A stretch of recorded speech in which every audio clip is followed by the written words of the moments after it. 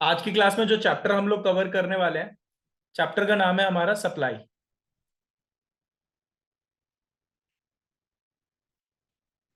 अब सप्लाई होता कौन क्या है उसको समझने के लिए पहले हमें ये समझना पड़ेगा कि सप्लाई करता कौन है।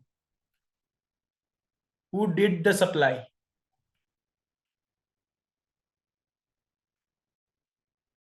यहां पे हम सप्लाई जो करता है उसको हम प्रोड्यूसर कहेंगे। प्रोड्यूसर कौन होता है? जो गुड्स एंड सर्विसेज को प्रोड्यूस करता है उसको आप प्रोड्यूसर कहेंगे, और उसका जो ऑब्जेक्टिव होगा वो प्रॉफिट होगा। तो सप्लाई का मतलब क्या होता है समझते हैं। व्हाट इज सप्लाई, पहला टर्म ही हमारा ही आ जाएगा। What is supply. अब सप्लाई का मतलब क्या होता है?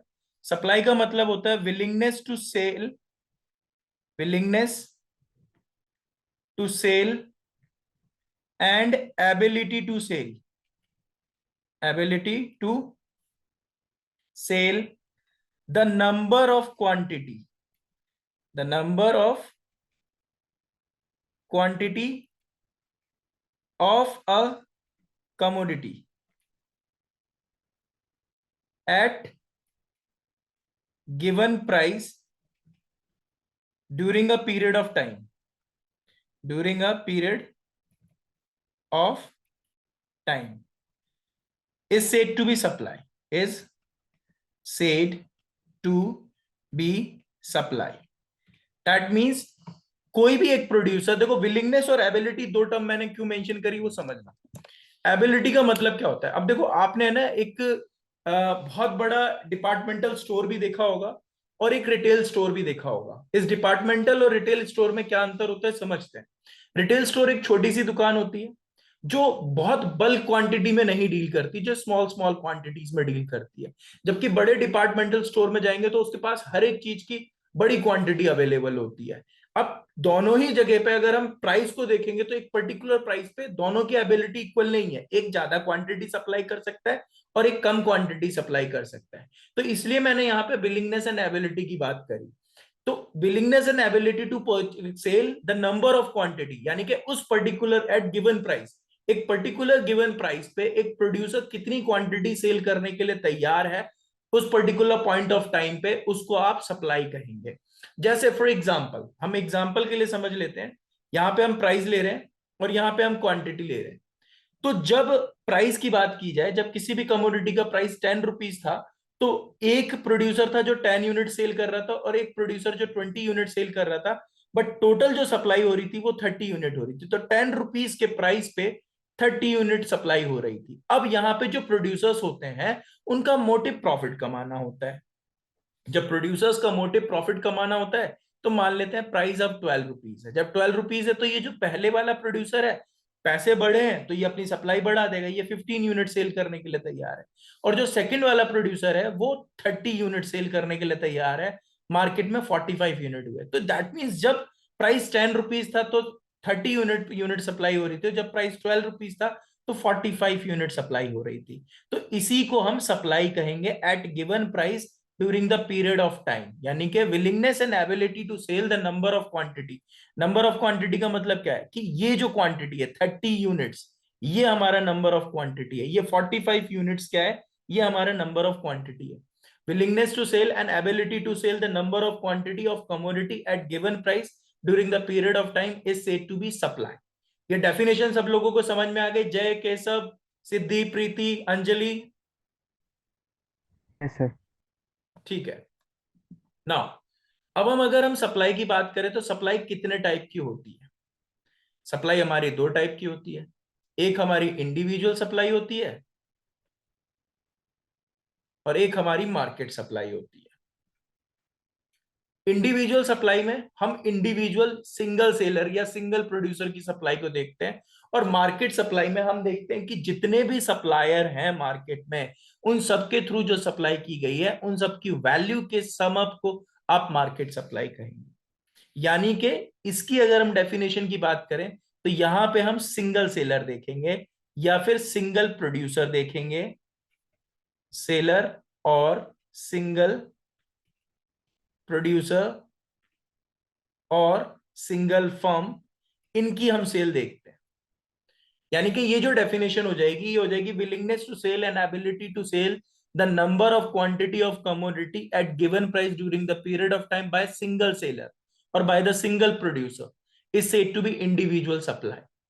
वहीं अगर हम मार्केट सप्लाई की बात करेंगे तो यहां पे आ जाएगा बाय टू और मोर सप्लायर। टू और मोर सप्लायर का मतलब, मैं टू और मोर क्यों कह रहा हूं, क्योंकि देखो मार्केट में जितने भी सप्लायर होंगे, जैसे फॉर एग्जांपल हम फ्रूट मार्केट की बात करते हैं, फ्रूट मार्केट में हम एप्पल ले लेते हैं। चलो एप्पल जब हमने लिया तो एप्पल का प्राइस मान लेते हैं 70 रुपीज पर केजी है।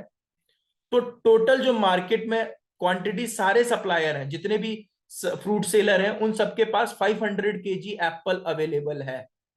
जो सेल करने के लिए वो willingness to sell and ability to sell रखते हैं, उसकी बात की गई है। तो इन सब जितने भी सब थे, उन सबकी वैल्यू के सम अप को आप मार्केट सप्लाई कहेंगे। क्योंकि जब हम मार्केट सप्लाई स्टडी कर रहे हैं तो हम यहाँ पे ये देखेंगे कि मार्केट में कितने सप्लायर हैं और उन सबके थ्रू कितनी सप्लाई की जा रही है, उन सबकी वैल्यू के सम अप को आप मार्केट सप्लाई कहेंगे। ये बात समझ में आ गई?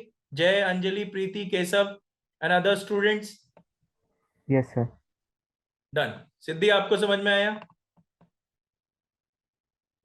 Yes sir. Okay fine.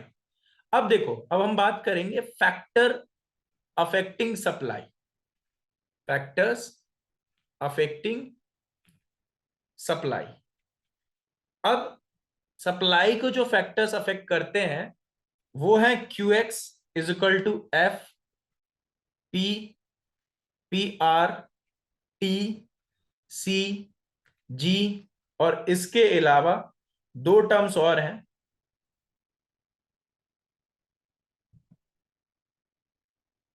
N और जी ओ वी टी।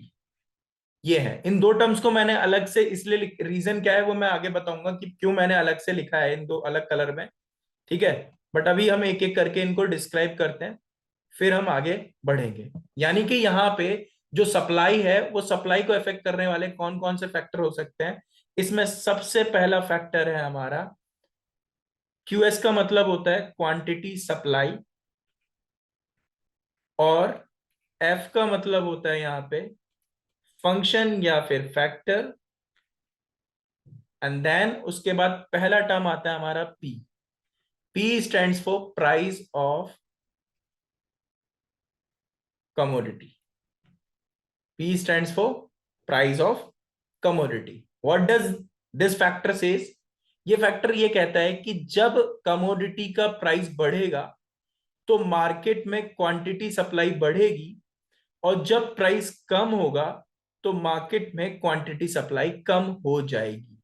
रीजन क्या है भाई? देखो हम पहले ही पढ़ चुके हैं कि एक प्रोड्यूसर का जो ऑब्जेक्टिव होता है वो प्रॉफिट कमाना ऑब्जेक्टिव होता है। तो ऐसी सिचुएशन में जब प्राइस बढ़ेगा तो प्रोड्यूसर क्या करेगा? क्वांटिटी सप्लाई बढ़ा देगा, और जब प्राइस कम होगा तो प्रोड्यूसर क्वांटिटी सप्लाई को कम कर देगा। तो यहां पे प्राइस और क्वांटिटी सप्लाई के बीच में डायरेक्ट रिलेशनशिप होता है। Direct relationship between price and quantity supply. तो ये हो गया पहला फैक्टर, कैसे एक प्राइस कमोडिटी की सप्लाई को इफेक्ट कर सकता है। सेकंड टर्म आता है हमारा पी आर। इसको हम प्राइस ऑफ सब्सटीट्यूट गुड भी बोल सकते हैं या प्राइस ऑफ रिलेटेड गुड भी बोल सकते हैं। Price of substitute good. अब सब्सटीट्यूट गुड क्या है भाई? देखो एक एक प्रोड्यूसर है, अब उस प्रोड्यूसर के सामने चैलेंज है दो चीजों का। जैसे फॉर एग्जांपल मान लो कि मैं एक एक मान लेते हैं कि मैं मोबाइल फोन बनाऊं कि टैबलेट्स बनाऊं। अब इसमें जिस चीज का प्राइस, फॉर एग्जांपल अगर मान लेते हैं कि मोबाइल फोन का प्राइस बढ़ जाता है, जब मोबाइल फोन का प्राइस बढ़ेगा तो मुझे प्रॉफिट जो है वो मोबाइल फोन में मिलेगा। मुझे जो प्रॉफिट है वो मोबाइल फोन में मिलेगा। तो एज प्रोड्यूसर मैं क्या करूंगा? मोबाइल फोन की सप्लाई को बढ़ाऊंगा, और जब मैं मोबाइल फोन की सप्लाई को बढ़ाऊंगा तो इसका इंपैक्ट ये पड़ेगा कि इसकी सप्लाई कम हो जाएगी। दैट मींस अगर price of related good increase करेगा तो सप्लाई मेरी डिक्रीज कर जाएगी। क्यों? क्योंकि मैं इसका प्रोडक्शन बढ़ा दूंगा। और जब मेरा प्राइस ऑफ रिलेटेड को डिक्रीज करेगा तो मैं अपनी सप्लाई को बढ़ा दूंगा। क्यों? क्योंकि मेरे को इससे कम प्रॉफिट मिल रहा है और मेरा ऑब्जेक्टिव प्रॉफिट कमाना है, तो मैं अपनी मेन कमोडिटी की सप्लाई को बढ़ा दूंगा। अब यहाँ पे क्या है? इनवर्स रिलेशनशिप है, इसको आप क्या बोलेंगे? इनवर्स और नेगेटिव रिलेशनशिप। इनवर्स और नेगेटिव रिलेशनशिप। तो ये हो गया हमारा second factor. Now third factor की तरफ मूव करते हैं हम लोग। हमने थर्ड फैक्टर मार्क करा हुआ है T. T stands for technology.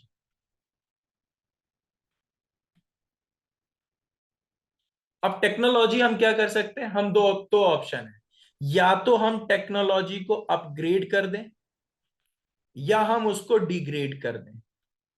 अब हम अपनी कंपनी में मैन्युफैक्चरिंग कर रहे हैं और मैन्युफैक्चरिंग करते समय हमने टेक्नोलॉजी को अपग्रेड कर दिया। जैसे मान लेते हैं कि हमारी टी शर्ट्स बनाने की फैक्ट्री है और उसमें जो सिलाई मशीन है, जो स्विंग मशीन है, वो हमारी हाथों से चलने वाली स्विंग मशीन। अब हमें अपना प्रोडक्शन बढ़ाना था, तो हमने क्या किया? उन हाथों से चलने वाली स्विंग मशीन को हटा दिया और उसकी जगह पे हमने इलेक्ट्रिक चलने वाली स्विंग मशीन जो ऑटोमेटिक वर्क करती है वो रख ली। दैट मीन्स मैंने टेक्नोलॉजी अपग्रेड करी। जैसे ही मैं टेक्नोलॉजी को अपग्रेड करूंगा मेरी क्वांटिटी सप्लाई बढ़ जाएगी। वहीं अगर मैं टेक्नोलॉजी को डिग्रेड करूंगा तो मेरी क्वांटिटी सप्लाई कम हो जाएगी। तो यहां तक समझ में आया? Siddhi, Keshav, Dev, yes Jay? Sir. Yes sir. Fine. Next है हमारा सी। अब C stands for what? C stands for cost of production. Cost of production. अब देखो, जब आप किसी भी चीज को प्रोड्यूस करते हो तो उसमें आपकी कुछ कॉस्ट आती है। कैसे? एक जैसे रॉ मटेरियल कॉस्ट हो गई, प्लस जैसे आपका स्टाफ की सैलरी वगैरह, जो लेबर की सैलरी होती है, वेजेस बोलते हैं जिसको, वो भी वो हो गया। प्लस मान लेते हैं इलेक्ट्रिसिटी बिल हो गया, ठीक है, या फिर फ्यूल का जो चार्ज होता है।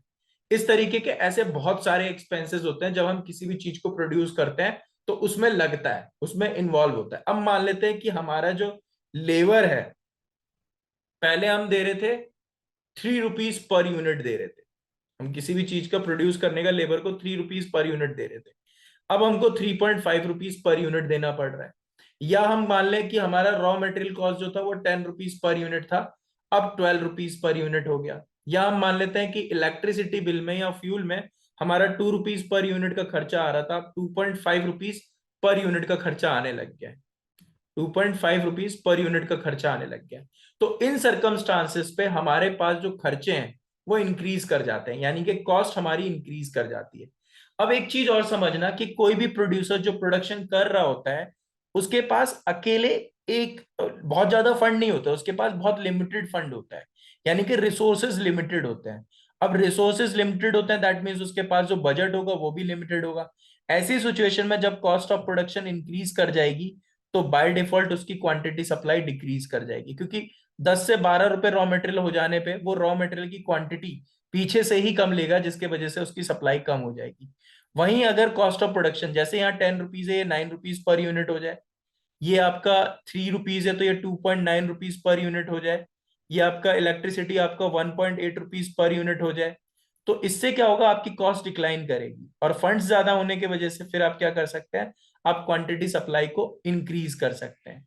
तो यहां पे क्या होता है? कॉस्ट और क्वांटिटी सप्लाई के बीच में नेगेटिव या फिर आप इनवर्स रिलेशनशिप बोल सकते हैं, between cost and quantity supply. तो ये हो गया हमारा नेक्स्ट। अब नेक्स्ट टर्म है हमारा सी के बाद आता है, नेक्स्ट है हमारा G. G stands for goal of firm. अब देखो, फर्म दो टाइप की होती है, एक जिसका मेन ऑब्जेक्टिव प्रॉफिट कमाना होता है और एक जिसका मेन ऑब्जेक्टिव सोशल वेलफेयर होता है। जिसका मेन ऑब्जेक्टिव सोशल वेलफेयर होता है। जिसका मेन ऑब्जेक्टिव सोशल वेलफेयर है, जैसे फॉर एग्जांपल अगर हम बात करें गवर्नमेंट, गवर्नमेंट का जो मेन ऑब्जेक्टिव है वो सोशल वेलफेयर है। अब जब कोविड आया था तो उस कोविड की प्रॉब्लम जो थी उससे ओवरकम करना था, क्योंकि वो एक अकेले किसी पर्टिकुलर पर्सन की प्रॉब्लम नहीं थी, वो पूरी की पूरी सोसाइटी की प्रॉब्लम थी। अब उससे ओवरकम कैसे कर सकते थे? ओवरकम कर सकते थे वैक्सीनेशन से। अब वैक्सीनेशन जो लोगों को लगवाई गई, क्या प्रॉफिट अर्निंग ऑब्जेक्टिव के पॉइंट ऑफ व्यू से वैक्सीनेटेड करा गया? नहीं, गवर्नमेंट ने क्या करा? As per the need, as per the need of society. ठीक है, पेमेंट वाला ऑप्शन भी था, लेकिन फ्री में भी लोगों को वैक्सीनेशन दिया जा रहा था। और कोशिश गवर्नमेंट की ये थी कि ज्यादा से ज्यादा लोगों को वैक्सीनेट किया जाए, क्योंकि सोसाइटी के पॉइंट ऑफ व्यू से इम्यूनिटी सिस्टम मेंटेन करना बहुत ज्यादा जरूरी था। वहीं अगर किसी भी फर्म का ऑब्जेक्टिव प्रॉफिट अर्निंग ऑब्जेक्टिव होता है, किसी भी फर्म का ऑब्जेक्टिव अगर प्रॉफिट अर्निंग ऑब्जेक्टिव होता है, तो वो प्राइस बढ़ने पे क्वांटिटी सप्लाई को इंक्रीज कर देता है, और प्राइस कम होने पे क्वांटिटी सप्लाई को डिक्रीज कर देता है। तो ये हो गया हमारा प्रॉफिट ऑब्जेक्टिव। तो ये है प्रॉफिट ऑब्जेक्टिव वाले केस में क्या होगा? प्राइस बढ़ने पे फर्म क्वांटिटी सप्लाई बढ़ा देगी, और प्राइस घटने पे, प्राइस कम हो जाने पे क्वांटिटी सप्लाई को फर्म कम कर देगी, क्योंकि फर्म का ऑब्जेक्टिव प्रॉफिट है। लेकिन अगर फर्म का ऑब्जेक्टिव सोशल वेलफेयर है, तो फर्म अपने प्रोडक्शन को सोसाइटी की नीड के हिसाब से मेंटेन करेगी। यहां तक समझ में आ गया Keshav, Dev, Siddhi? Yes sir. Jay. Yes sir. ठीक है। नाउ देखो, मैंने है ना, अभी जब आप नोटिस करोगे, मैंने यहाँ पे इन दो फैक्टर्स को रेड कलर से मेंशन किया हुआ है, बाकी सारे फैक्टर्स को मैंने ब्लैक कलर से मेंशन किया हुआ है। इसका रीजन है, जब आपसे पूछा जाएगा कि इंडिविजुअल सप्लाई को इफेक्ट करने वाले फैक्टर्स बताइए, तो आपने ये 5 फैक्टर्स ही मेंशन करने हैं। आपने ये 5 फैक्टर्स ही मेंशन करने हैं, यानी कि these are the 5 factors which affects the individual supply. But जब हमें स्टडी करना हो मार्केट सप्लाई को इफेक्ट करने वाले फैक्टर्स, तो वहां पे जो मार्केट सप्लाई को इफेक्ट करने वाले फैक्टर्स हैं, उसमें हम 2 फैक्टर और ऐड कर देंगे, यानी कि ये 4 तो 5 तो रहेंगे ही रहेंगे। बट इन 5 के अलावा, यानी कि जो इंडिविजुअल सप्लाई को इफेक्ट करने वाले फैक्टर्स हैं, वही फैक्टर्स मार्केट सप्लाई को भी इफेक्ट करेंगे। बट इसके अलावा 2 फैक्टर्स और हैं जो मार्केट सप्लाई को इफेक्ट करेंगे। इसमें पहला होता है हमारा एन। एन का मतलब होता है नंबर ऑफ प्रोड्यूसर, या फिर आप सप्लायर बोल सकते हो, या फिर आप फर्म बोल सकते हो, इनमें से आप कुछ भी बोल सकते हो। और जब नंबर ऑफ सप्लायर इंक्रीज करेगा, तो भाई मार्केट में क्वांटिटी सप्लाई इंक्रीज हो जाएगी। और जब नंबर ऑफ सप्लायर डिक्रीज करेगा, तो मार्केट में क्वांटिटी सप्लाई डिक्रीज हो जाएगी। बहुत बेसिक सा फंडा है। जैसे फॉर एग्जांपल कोई एक सोसाइटी है, उस सोसाइटी में सिर्फ एक फार्मेसी की दुकान है, एक दवाई मेडिकल शॉप है, सिर्फ एक, वन मेडिकल शॉप है, तो क्वांटिटी सप्लाई भी उतनी नहीं हो पाएगी। लेकिन अगर वहां पे 10 मेडिकल शॉप ओपन हो जाएं, तो क्वांटिटी सप्लाई, मेडिसिन की जो क्वांटिटी सप्लाई है, वो इंक्रीज हो जाएगी। वहीं अगर 10 में से 5 दुकानें बंद हो जाएं, या 5 सेलर अपने बिजनेस को डाउन कर दें, तो वहां पे क्वांटिटी सप्लाई डिक्रीज हो जाती है। तो यानी कि नंबर ऑफ सेलर के साथ क्वांटिटी सप्लाई का यहां पे पॉजिटिव रिलेशनशिप होता है, जिसको आप डायरेक्ट या फिर पॉजिटिव रिलेशनशिप कह सकते हैं। नाउ नेक्स्ट है आपका GOVT, यानी कि गवर्नमेंट्स पॉलिसी। अब देखो गवर्नमेंट पॉलिसी क्या होती है, यहां पे हम कंटिन्यू करते हैं। यहां से गवर्नमेंट की जो पॉलिसी होती है, वो 2 तरीके की पॉलिसी होती है। या तो गवर्नमेंट कहेगी कि आप जो प्रोडक्शन कर रहे हैं उस पे हम टैक्स लगाएंगे, या फिर गवर्नमेंट हमें सब्सिडी या फिर आपको फाइनेंशियल सपोर्ट देती है। तो जब आपके प्रोडक्शन पे गवर्नमेंट आपसे टैक्स लेगी, तो आपके पास अगर प्रोडक्शन के टाइम पे जो टैक्स देना पड़ेगा, उसके वजह से आपकी क्वांटिटी सप्लाई कम हो जाएगी। वहीं अगर गवर्नमेंट आपको सब्सिडी दे रही है प्रोडक्शन पे, तो आपकी क्वांटिटी सप्लाई इंक्रीज कर जाएगी। तो ये थे हमारे फैक्टर्स जो इंडिविजुअल और मार्केट दोनों को इफेक्ट करेंगे। मार्केट को इफेक्ट करने वाले हम सारे फैक्टर्स का डिस्कशन करेंगे, जो कि हमने यहां पर डिस्कशन किया है। इन सारे फैक्टर्स को जब मार्केट को कवर करना होगा, तो हम इन सारे फैक्टर्स को कवर करेंगे। जब इंडिविजुअल की स्टडी करेंगे, तो हम इन फैक्टर्स को कवर करेंगे। होप ये आप लोगों को सबको समझ में आ गया होगा। जय, सिद्धि, प्रीति, देव, केशव, सब लोगों को समझ में आया? Yes sir. Okay okay fine. अब देखो, अब हम स्टडी करेंगे आगे। सबसे पहले हम बात करते हैं individual and market supply schedule. हम यहां पे इंडिविजुअल और मार्केट सप्लाई स्केड्यूल को डिस्कस करेंगे। अब देखो, इंडिविजुअल सप्लाई स्केड्यूल होता क्या है और मार्केट सप्लाई स्केड्यूल क्या होता है। इंडिविजुअल सप्लाई स्केड्यूल वो स्केड्यूल होता है जो प्राइस और इंडिविजुअल सप्लाई के बीच में रिलेशनशिप बताता है। यानी कि पर्टिकुलर प्राइस के सामने एक सप्लायर कितनी क्वांटिटी सप्लाई करने के लिए तैयार है, उसके टैबुलर प्रेजेंटेशन को आप इंडिविजुअल सप्लाई स्केड्यूल बोलेंगे। अगर हम इंडिविजुअल सप्लाई स्केड्यूल का प्रेजेंटेशन लें तो यहां पे हम ले लेते हैं, जैसे फॉर एग्जांपल ये है कमोडिटी का प्राइस। प्राइस हम ले लेते हैं 10, 11, 12, 13 एंड 14 एंड 15। सफिशिएंट है। अब यहां पे हम ले लेते हैं क्वांटिटी सप्लाई, और ये कोई प्रोड्यूसर ए है तो हम क्वांटिटी सप्लाई बाय ए ले लेते हैं। जब प्राइस 10 रुपीज था तो वो उस किसी भी पर्टिकुलर कमोडिटी की 100 यूनिट सप्लाई करने के लिए तैयार था। जब प्राइस 110 हुआ, 11 रुपीज हुआ, तो उसकी 105 यूनिट सप्लाई कर रहा है। 12 रुपीज पे 110 यूनिट, 13 रुपीज पे 115 यूनिट, 14 रुपीज पे 120 यूनिट एंड 15 रुपीज पे 125 यूनिट। तो आप ऑब्जर्व कर सकते हैं कि वो जो इंडिविजुअल सप्लायर है वो प्राइस बढ़ने पे, फॉर एग्जांपल जब कमोडिटी का प्राइस 14 से 15 होता है तो वो जो सप्लायर है वो प्राइस बढ़ने पे क्वांटिटी सप्लाई भी बढ़ा देता है। और इसके इनवर्स जब प्राइस 14 से 13 होता है तो वो सप्लायर क्वांटिटी सप्लाई को कम कर देता है। यानी कि इंडिविजुअल सप्लाई का प्राइस के साथ पॉजिटिव रिलेशनशिप होता है। जब प्राइस इंक्रीज तो quantity supply increase, price decrease तो क्वांटिटी सप्लाई डिक्रीज। तो ये हमारा इंडिविजुअल सप्लाई स्केड्यूल होता है। ये समझ में आ गया? जय, देव, प्रीति, अदर स्टूडेंट्स? Yes sir. ठीक है, ओके नाउ अब हम जब मार्केट सप्लाई स्केड्यूल को कवर करेंगे तो मार्केट सप्लाई क्या करता है। अभी देखो, हम मार्केट में बहुत ज्यादा सप्लायर लेंगे तो हमारा तो टेबल ही खत्म हो जाएगा, जगह ही नहीं बचेगी। तो हम मान लेते हैं मार्केट में दो सप्लायर। जब मार्केट में दो सप्लायर है तो दोनों की कैपेसिटी डिफरेंट हो सकती है। जब एक सप्लायर 10 रुपीज का 100 यूनिट सप्लाई कर रहा है तो दूसरा हो सकता है 200 यूनिट सप्लाई कर रहा हो, या हो सकता है 60 यूनिट ही सप्लाई कर रहा हो। भाई सप्लाइंग कैपेसिटी भी तो होती है। किसी दुकानदार की दुकान बहुत बड़ी होती है और किसी दुकानदार की दुकान बहुत छोटी होती है। मैं अभी बहुत बड़े बिजनेस पे नहीं जा रहा हूं, मैं एक सप्लायर एक छोटे से रिटेल सेंटर पे बात कर रहा हूं जो बड़े और छोटे लेवल पे सप्लाई कर रहा होता है। ठीक है, तो यहां पे मान लेते हैं कि जब किसी कमोडिटी का प्राइस 10 रुपीज था तो जो सप्लायर है वो 200 यूनिट सप्लाई कर रहा था। फिर 210 यूनिट सप्लाई किया प्राइस बढ़ने पे, फिर 220 यूनिट सप्लाई की, फिर 230 यूनिट सप्लाई की, फिर 240 एंड 250 यूनिट।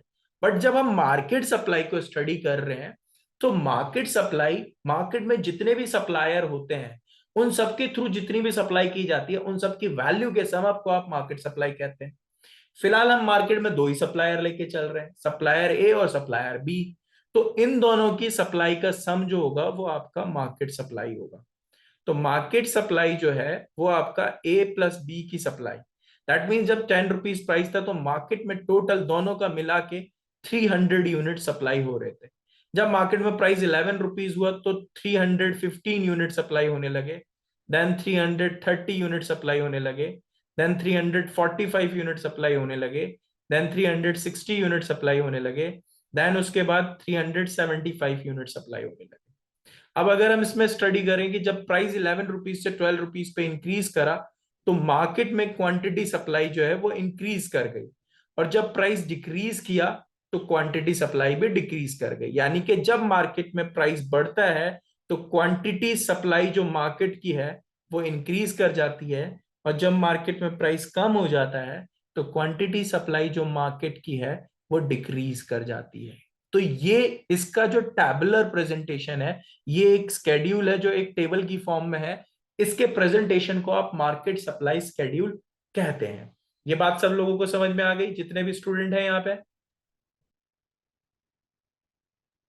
Yes sir.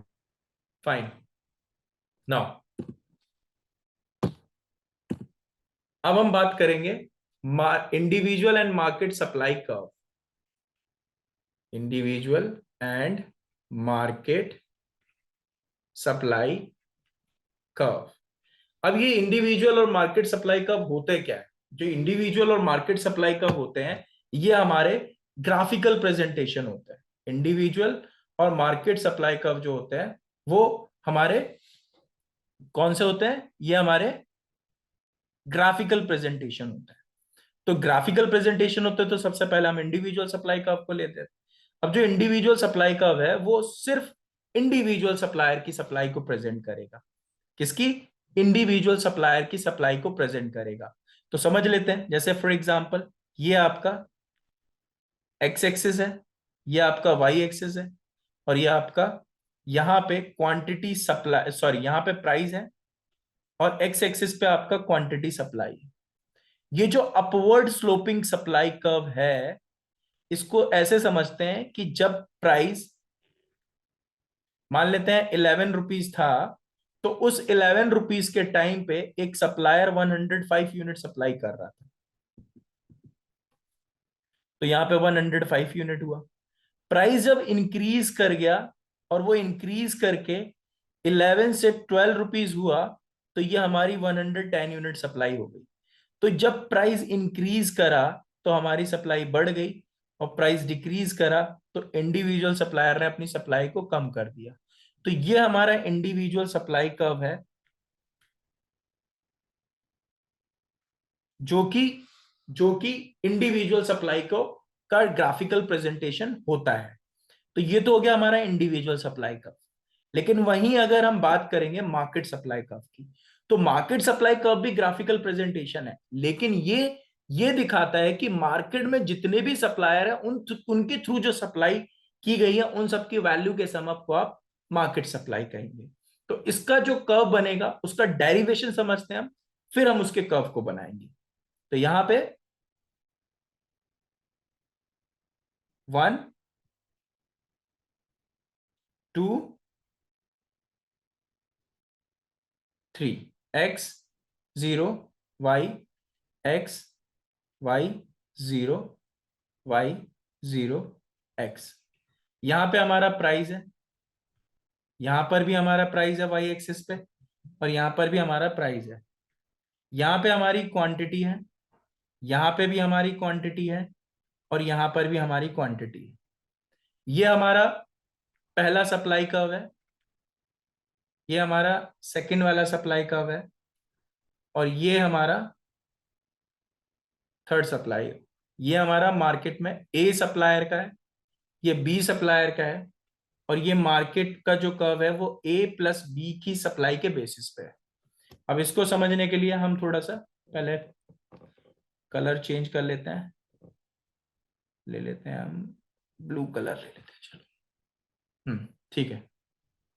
देखो, जब मार्केट में प्राइस 10 रुपीज था किसी भी कमोडिटी का, तो ये वाला सप्लायर 100 यूनिट सेल कर रहा था, और इसी 10 रुपीज पे ये वाला सप्लायर 200 यूनिट सेल कर रहा था, और इसी 10 रुपीज पे मार्केट में इन दोनों का सम अप यानी कि 300 यूनिट सेल हो रही थी। जब प्राइस बढ़ा, अब जब प्राइस इंक्रीज करा तो इस प्राइस पे चलते हैं, और यहां पे जब प्राइस 11 रुपीज हुआ तो ये वाला सप्लायर 105 यूनिट सप्लाई करता है, और ये वाला सप्लायर 210 यूनिट सप्लाई करता है, लेकिन मार्केट में जो हमारी सप्लाई होती है वो 315 यूनिट की होती है। तो ये वाला जो कर्व है जिसको मैं एस एम से मार्क कर रहा हूं, ये मार्केट सप्लाई कर्व है, और जिसको मैं एस ए और एस बी से हाईलाइट कर रहा हूं ये मेरे इंडिविजुअल सप्लाई कर्व है। यहां पे ये वाला जो सप्लाई कर्व है वो मार्केट में जितने भी सप्लायर हैं उनके थ्रू जो सप्लाई की गई है उसकी वैल्यू के सम अप को दिखा रहा है, उसके वैल्यू का सम अप को, जो ये दिखा रहा है कि जब प्राइस इंक्रीज होता है तो मार्केट सप्लाई इंक्रीज हो रही है, और जब प्राइस डिक्रीज हो रहा है तो मार्केट सप्लाई डिक्रीज हो रही है। दैट मीन्स अब ये हमारा जो कर्व है ये हमारा मार्केट सप्लाई कर्व है। अब हम main market supply curve diagram बना लेते हैं। एक्स 0 वाई, यहां पे प्राइस है और यहां पे क्वांटिटी है। ये हमारा मार्केट सप्लाई कर्व है एसएम, जो कि हमारे मार्केट में जितने भी सप्लायर हैं ए और सप्लायर बी, उन दोनों की सप्लाई के सम अप को शो करेगा।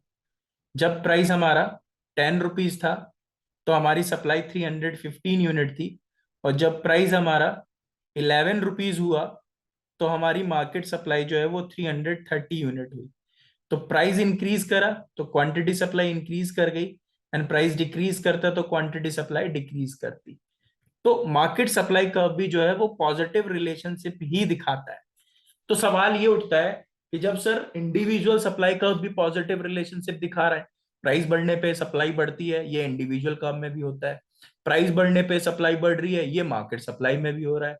प्राइस कम होने पे इंडिविजुअल सप्लाई कर्व कम होती है, और प्राइस कम होने पे मार्केट सप्लाई कर्व कम होती है। ये चीज दोनों सेम सिमिलर दिखा रहे हैं।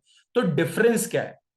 डिफरेंस ये है कि मार्केट सप्लाई कर्व जो होता है वो इंडिविजुअल सप्लाई कर्व के कंपैरिजन में ज्यादा फ्लैट होता है। इंडिविजुअल सप्लाई कर्व के कंपैरिजन में ज्यादा फ्लैट होता है। रीजन है क्योंकि इंडिविजुअल सप्लाई कर्व जो है वो सिर्फ एक इंडिविजुअल सप्लायर की सप्लाई को प्रेजेंट करता है, जबकि मार्केट सप्लाई कर्व जो है वो मार्केट में जितने भी सप्लायर होते हैं उन सबके थ्रू जो सप्लाई की गई है उन सबकी वैल्यू के सम अप को प्रेजेंट करता है। उन सबकी वैल्यू के सम अप को प्रेजेंट करता है, जो कि मार्केट सप्लाई कर्व कहलाता है। तो ये है हमारा इंडिविजुअल सप्लाई कर्व और मार्केट सप्लाई कर्व में डिफरेंस। यहां तक समझ में आ गया? जय देव, प्रीति, Yes, sir. Yes, sir. Keshav and other students? Fine. आज की क्लास का लास्ट टॉपिक हम लोग कवर कर रहे हैं, जिसको हम बोलेंगे law of supply. Law of supply. अब ये लॉ ऑफ सप्लाई क्या कहता है? लॉ ऑफ सप्लाई कहता है कि when other factor remain constant. अब ये अदर फैक्टर है क्या? समझने वाली बात यह है कि when other factor remain constant, मैंने आपको आज की क्लास में पढ़ाया Q S is equal to S P P R T C G N G O V T. इन पॉइंट्स को मैंने पढ़ाया। तो when other factor remain unchange या कांस्टेंट, यानी कि हम इन फैक्टर्स की बात कर रहे हैं, इनमें कोई भी चेंज नहीं होगा। when other factor remain unchanged as if the price of commodity increases, the supply for the commodity, the supply for the commodity also increases and vice versa। Vice versa का मतलब होता है इसी लाइन का inverse, यानी कि as if the price of commodity decreases, supply for the commodity decreases. In short conclusion ये है कि भैया जब प्राइस बढ़ता है तो क्वांटिटी सप्लाई भी बढ़ेगी, और जब प्राइस कम होता है तो क्वांटिटी सप्लाई भी कम होगी। और यही आपका लॉ ऑफ सप्लाई कहलाता है। कंडीशन ये है कि अदर फैक्टर जो है वो कांस्टेंट होने चाहिए। दैट मींस इसमें अजम्पशन आ जाती है। अजम्पशन क्या है? पहली अजम्पशन है price is only the variable factor. Price is only the variable factor, यानी कि सिर्फ जो प्राइस है वही आपका वेरिएबल फैक्टर होगा। या तो प्राइस इंक्रीज करेगा या डिक्रीज करेगा, और उसके अकॉर्डिंगली ही सप्लाई रिएक्ट करेगी। जबकि इसके इनवर्स, अगर हम सेकेंड पॉइंट की बात करें तो other factor will remain constant. Other factor will remain constant और अनचेंज। तो मैं यहां पे अनचेंज लिख दे रहा हूं, यानी कि जितने भी फैक्टर्स हमने पढ़े उनमें कोई चेंज नहीं होगा। आपको मार्क्स या पेज भरना है या ज्यादा बढ़ा के लिखना है तो आप लिख सकते हो price of related good remain unchange, technology will remain unchange, cost of production will remain unchanged, government policy will remain unchanged, goal of firm will remain unchanged, number of supplier in the market will remain unchanged. ये आप लिख सकते हो, ठीक है। But इसको अगर हम एक लाइन में कवर करना चाहे तो अदर फैक्टर मींस प्राइस के अलावा जितने भी फैक्टर है वो अनचेंज रहेंगे। अब इसी चीज का अगर हम एक टेबुलर प्रेजेंटेशन से समझें तो यहाँ पे प्राइस है, यहाँ पे क्वांटिटी है। जब कमोडिटी का प्राइस 10 रुपीज था तो 100 यूनिट सप्लाई, जब 11 रुपीज हुआ तो 120 यूनिट सप्लाई, और जब 12 रुपीज हुआ तो 130 यूनिट। अब हम यहां से देखते हैं, प्राइस जब डिक्रीज करा तो क्वांटिटी सप्लाई डिक्रीज कर गई, प्राइस जब इंक्रीज करा तो क्वांटिटी सप्लाई इंक्रीज कर गई। तो ये क्या है, ये प्राइस इंक्रीज करने पे क्वांटिटी सप्लाई इंक्रीज करना और प्राइस डिक्रीज करने पे क्वांटिटी सप्लाई का डिक्रीज करना ही तो लॉ ऑफ सप्लाई होता है।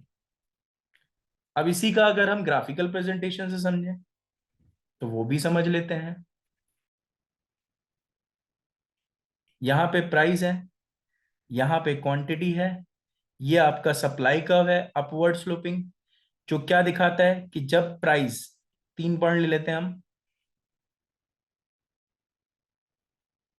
ये हमारा प्राइस P0, क्वांटिटी सप्लाई है Q0, प्राइस है P1, क्वांटिटी सप्लाई है Q1, प्राइस है हमारा P2, क्वांटिटी सप्लाई है Q2, प्राइस इंक्रीज करा, क्वांटिटी सप्लाई इंक्रीज करा, प्राइस डिक्रीज किया तो क्वांटिटी सप्लाई डिक्रीज कर गई। तो ये हमारा क्या दिखा रहा है, प्राइस इंक्रीज होने पे quantity supply increase, price decrease होने पे क्वांटिटी सप्लाई डिक्रीज, और ये क्या है, ये हमारा लॉ ऑफ सप्लाई है। तो आज की क्लास में हम लोगों ने जो कवर किया है, हमने सप्लाई के बारे में कवर किया है, हमने इंडिविजुअल सप्लाई के बारे में कवर किया है, हमने मार्केट सप्लाई के बारे में कवर किया है, हमने individual supply schedule, market supply schedule cover किया है, individual supply curve, market supply curve cover किया है, लॉ ऑफ सप्लाई कवर किया है, and factor affecting supply cover किया है। नेक्स्ट क्लास कल है 4 to 5 के टाइम पे, तो उसमें भी हम इसी चैप्टर को कंटिन्यूटी में लेके चलेंगे और कोशिश करेंगे कि हम इलास्टिसिटी ऑफ सप्लाई भी नेक्स्ट क्लास में कवर करके खत्म कर दें। यहां तक अगर आज की क्लास का किसी को कोई डाउट है तो पूछ सकता है। Jay, Dev, Preeti, Keshav, Anjali sir and other students, कोई डाउट? No sir. नहीं है डाउट, ठीक है, तो लीव कर सकते हैं हम, आज की क्लास यहीं पे ओवर करते हैं। नेक्स्ट क्लास हम लोग, ओके फाइन, केशव को भी कोई डाउट नहीं है, नेक्स्ट क्लास हम कल ही रखेंगे और कल की क्लास में हम इस चैप्टर को कवर करेंगे। सप्लाई तो हम पूरा ही कवर कर लेंगे, कोशिश करेंगे कि हम इलास्टिसिटी ऑफ सप्लाई भी कवर कर सके, ठीक है।